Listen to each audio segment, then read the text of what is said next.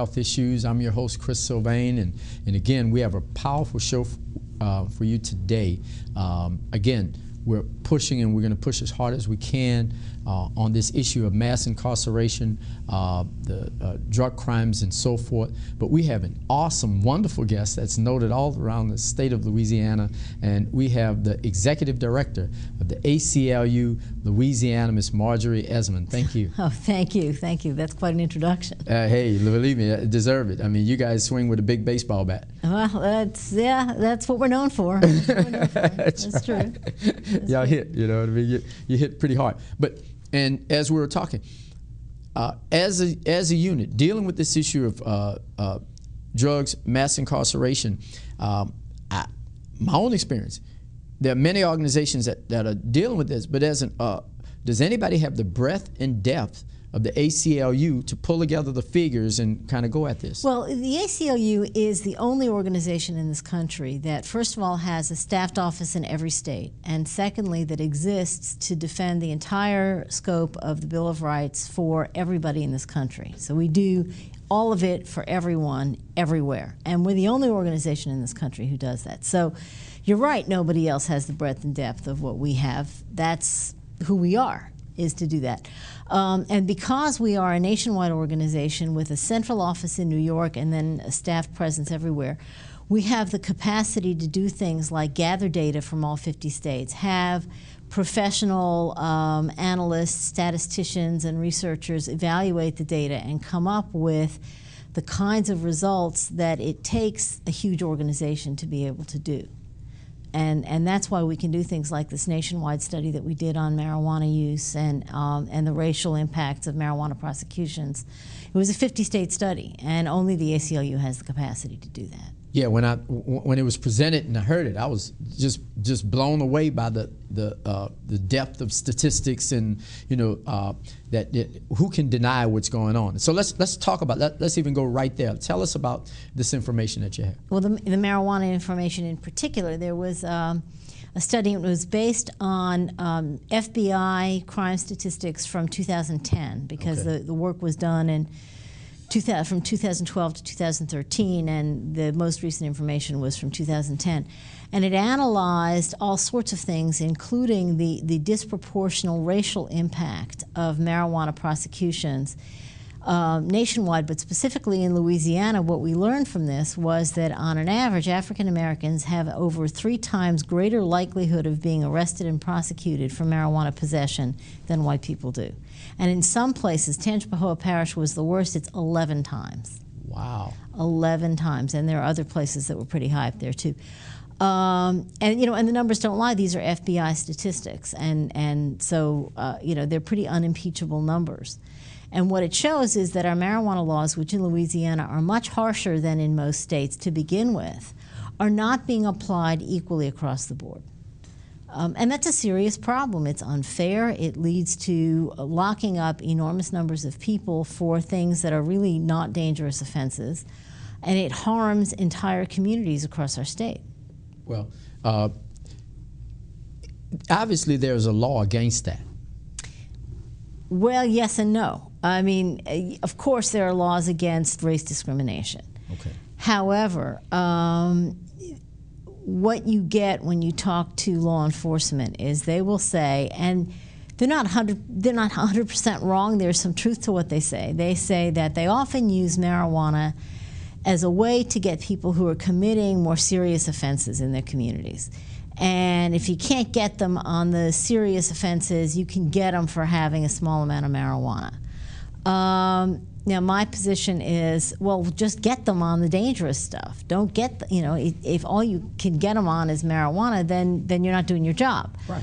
But what they say is, and they use it as a tool for plea bargaining, and the problem then becomes the more serious offenses that they're talking about are usually other drug-related crimes. Either distribution of some kind, or sometimes property offenses to feed an addiction. And it is certainly true that there are higher numbers of African Americans with the kinds of drug addictions that cause them to commit property crimes, and that's because of poverty. That's because we have, an institutionalized system of race discrimination in this state that has led to higher rates of poverty among African Americans. There's a historic reason for that. But so it's all kind of wrapped up in a history of race discrimination in the state. And to say that we're going to use marijuana possession as a tool and therefore the people we're locking up tend to be darker skinned really kind of begs the question of why. Why? Question.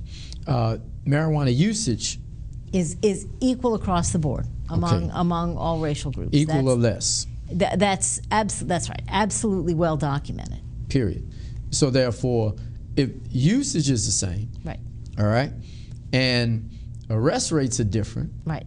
To me, that's a smoking gun. Well, it is a smoking gun. It is. There's essentially no way to litigate an issue like that successfully to show a pattern and practice of race discrimination. I mean, it would be really, really, really difficult. And again, when you say, for instance, in New Orleans, the NOPD is not raiding the Tulane dorms to find out who's smoking marijuana on the Tulane campus and arresting those people on a regular basis. They're not doing that. Now, maybe there are all sorts of possible explanations for that. And I don't want to attribute motive to anybody. I never like to do that. I don't know why decisions are made by whoever makes those decisions. But it's very clear that decisions are being made to arrest and prosecute certain people and not other people. Why those decisions are being made that way, you'll have to ask them. Well, if we look historically, it seemed to follow along the paradigm of from 1776, 1865, 1930, 2013. And that's what I'm saying, that Louisiana has an ugly history that has not treated its darker-skinned residents very well. And that's a legacy that we're still dealing with. And you can fix the laws all you want, and you can say that everybody's entitled to equal rights now under the law, and we know that, but you can't erase centuries of unequal treatment simply by changing a law. And as I say, when you have higher rates of poverty, I always say if you can't make a living legally, you're going to make it illegally because you don't have any choice. That's the reality. It's an ugly reality, but it's one that we can't ignore. Okay. Civil liberty. All right. So freedom is a liberty. A liberty is freedom. Well, freedom is a basic fundamental right. Exactly. Okay. A basic fundamental right. Okay. So therefore, a basic fundamental right has been taken away, and we see statistically that we have a problem. Well, here's one problem with where you're going. I mean, first of all, freedom is a fundamental right, but if you break the law, you break the law. True. And and everybody, and we will all agree that in a system that is a government of laws, right, everybody needs to pay a price when they break the law. Now, one remedy to the answer of unequal treatment is to say, well, we'll just arrest more white folks. Okay. And incarcerate more white folks. And that would certainly be more fair. Okay. It's not the right solution, but it would be a more fair solution. Okay. And so the real problem is, first of all, yes, we have to be much more careful that we are applying the laws equally to everyone. Okay. But we also need to think about what it is that we're really criminalizing. Okay. Because, if you make everything a crime, then you've made everyone a criminal. Okay. So the question really is, what should our criminal justice system be doing? And does it make sense for us to continue to criminalize and incarcerate people who have done no harm to anyone else? But I guess before we even go there, and I see where you're going, and I'm with you to a certain extent, but though people create systems, legislators create systems, okay? And we've recognized for a long time that a system has been created that is unfair. Okay, unequal treatment. Am I right? Well, you guys have the statistics to prove it. Well, but that's not. I mean, the laws are equal. There's no law that says, you know. And by the way, you should prosecute African Americans at 3 times the rate of whites. I mean, the laws are blind in that respect. So it's the enforcement of the laws that's the problem. Okay. Not the laws themselves. Okay, but if we create a law that the end result of the law, all right, is unintended consequences, and I think that can be argued anyway. You know what I mean? Obviously argued, but we know that because of these laws were created, these are the consequences because of X, Y, Z, or whatever. Right. You know what I mean? The cow jumped over the moon. Whatever it is, this is the end result. All right.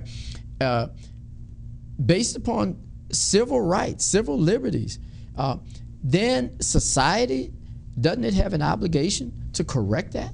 It does have an obligation to correct that. And the question is, how do you correct it? And one is to make sure that law enforcement officials know what they're doing, can see the numbers of what they're doing. Because I've had sheriffs and district attorneys say, oh, no, that not in our parish, we don't do that. And then you show them this, well, then explain this. You have the report. Then explain this. Right.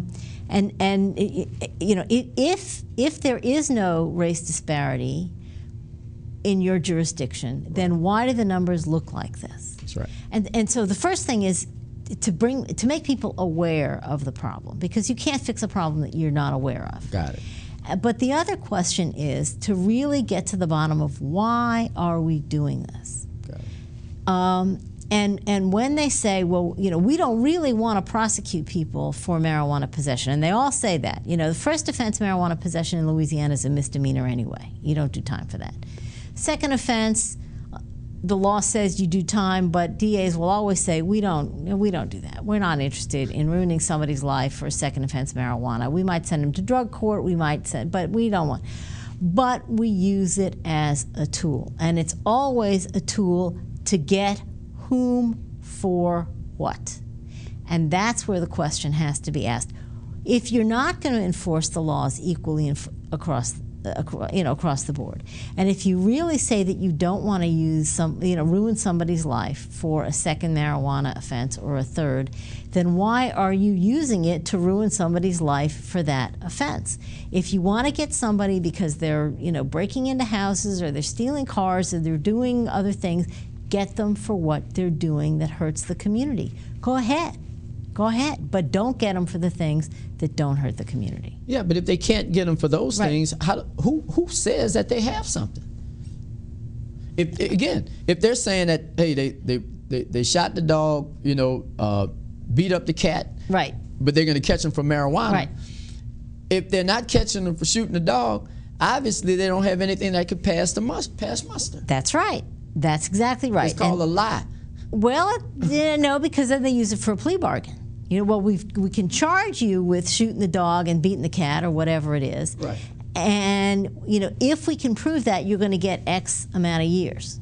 So you can take a plea based on the marijuana, and it'll be less than X.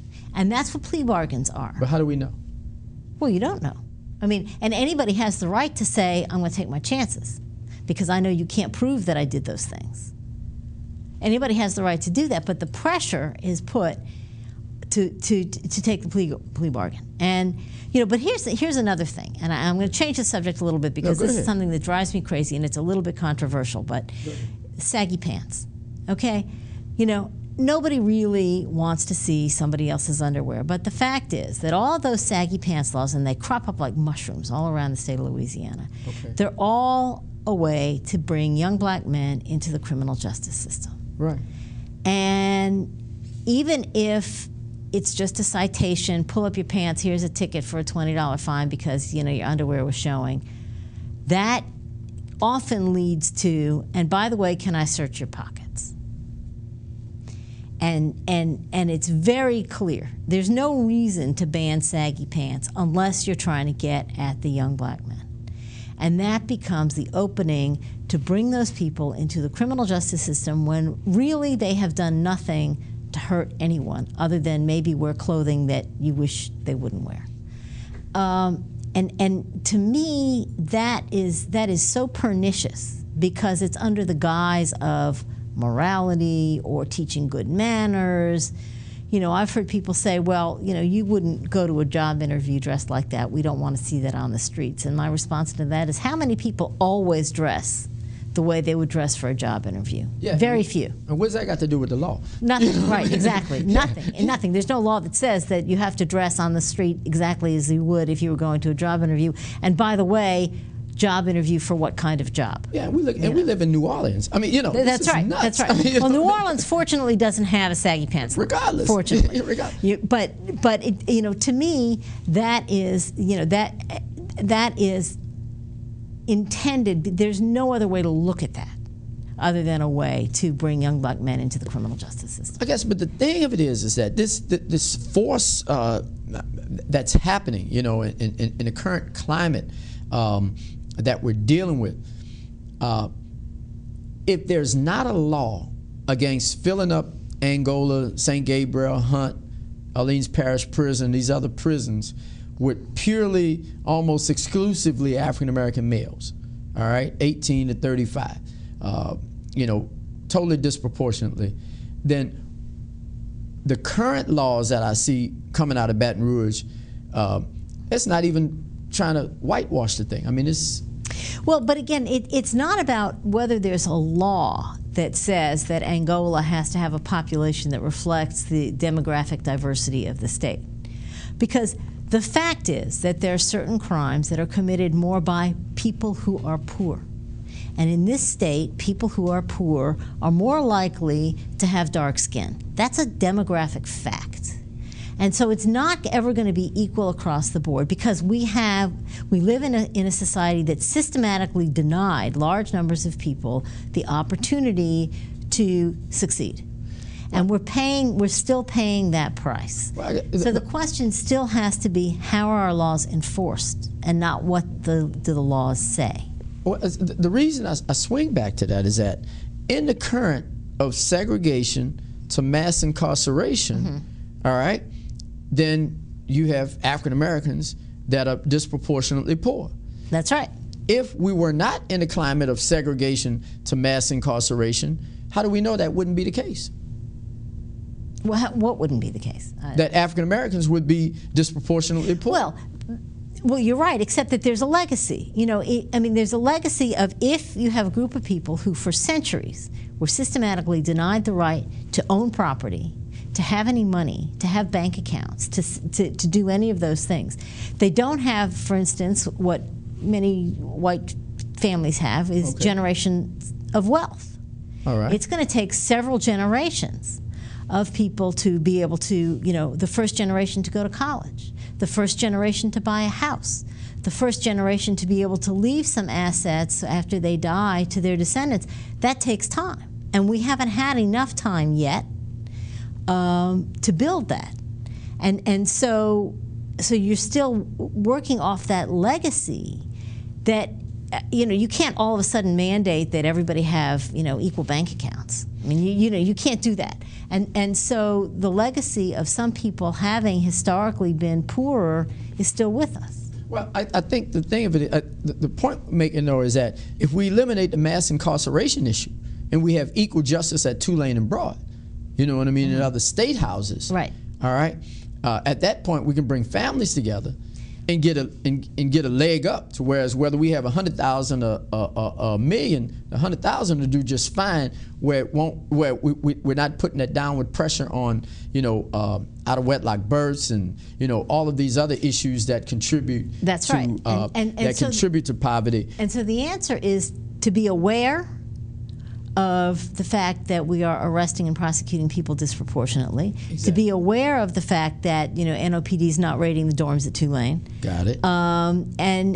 And to be aware that our sentencing schemes are overly harsh when it comes to the kinds of minor nonviolent offenses for people that don't need to be locked up. And then if we didn't lock people up for 20 years on a third possession of marijuana, right.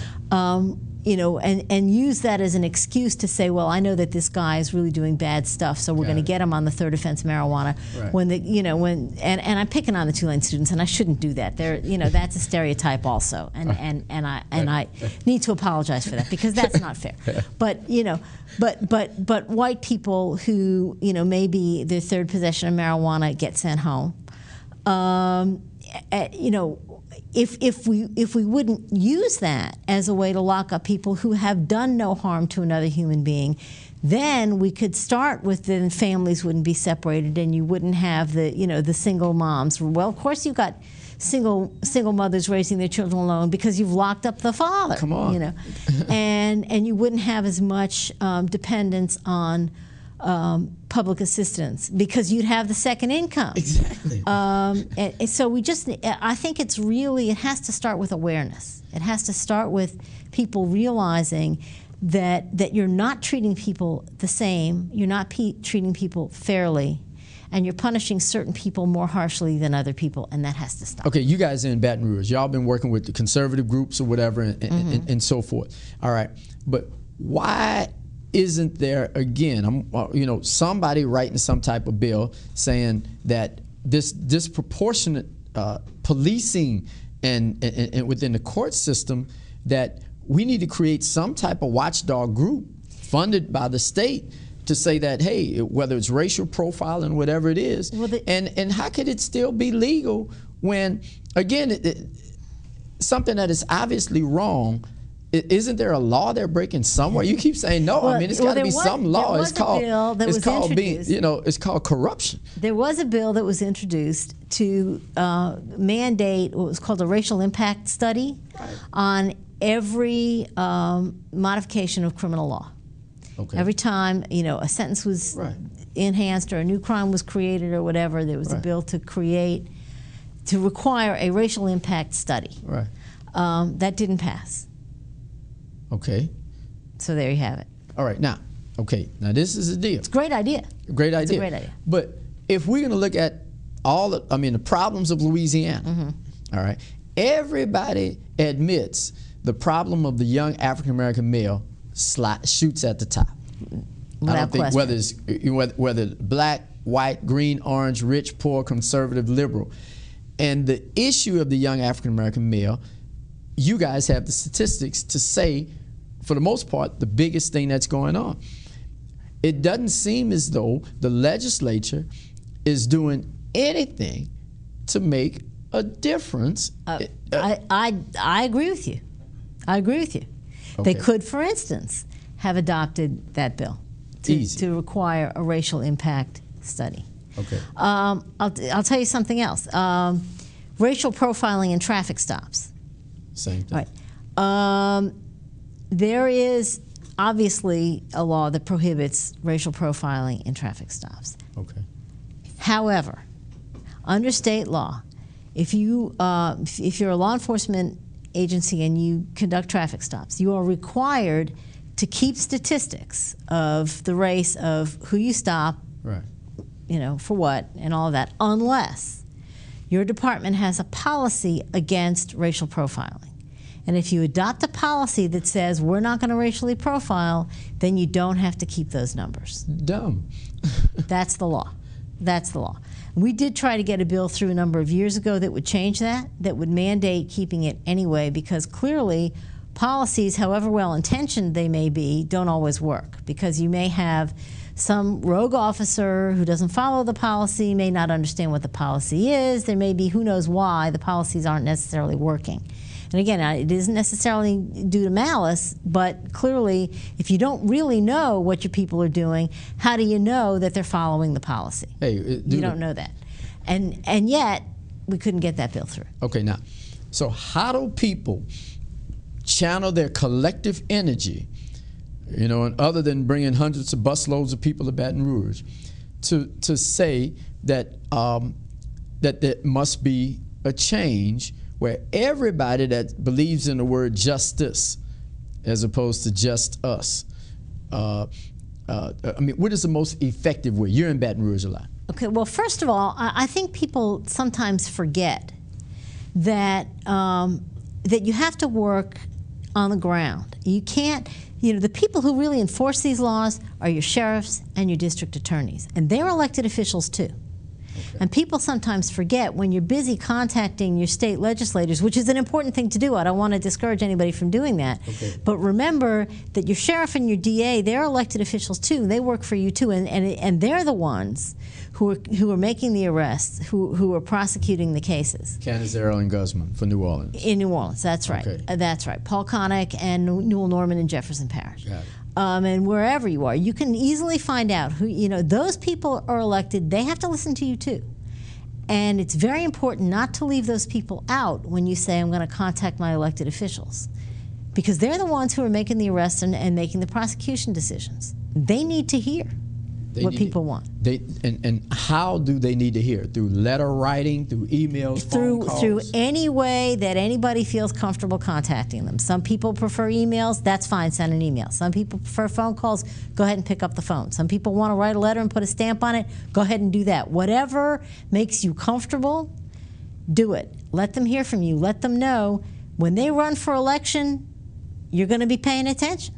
Okay, so that's Sheriff Marlon Guzman, Sheriff Newell Norman, that's in Jefferson Parish. Paul Connick is the district attorney in Jefferson Parish, and of course Leon Canizero in Orleans. So, and if you're somewhere other than those two parishes, you can find out who those people are very easily, who represent you. All right, so the force there, and also the legislators. That's right. It should be a two-pronged attack. It has to be a two-pronged attack, and you have to make sure people understand that you think it's unfair. That's right. You think disproportionate prosecutions of African Americans is unfair, and you're going to be paying attention next time they run for office. Okay. And what about the mayor and all of these other officials? Don't they, not that they have a direct place they can play, but can't they use that bully pulpit to say that, hey, we don't like this? Well, certainly they can, and of course in the city of New Orleans, the city appoints the police chief. So there you go. If you think that the NOPD isn't being fair, then you got to talk to Mayor Landrieu, because he's the one that, it's an appointed chief of police. So and yes, not being fair, and we need to talk to Mayor Landrieu. So you need to talk to the mayor as well. Right. Good. Absolutely. All right. You guys swing with a big baseball bat. We need to help you guys, and we need to get some baseball bats too. Thank you. Thank you so much. Health issues, fight with everything that you have. Justice, righteousness, truth forever. Thank you, and have a great day.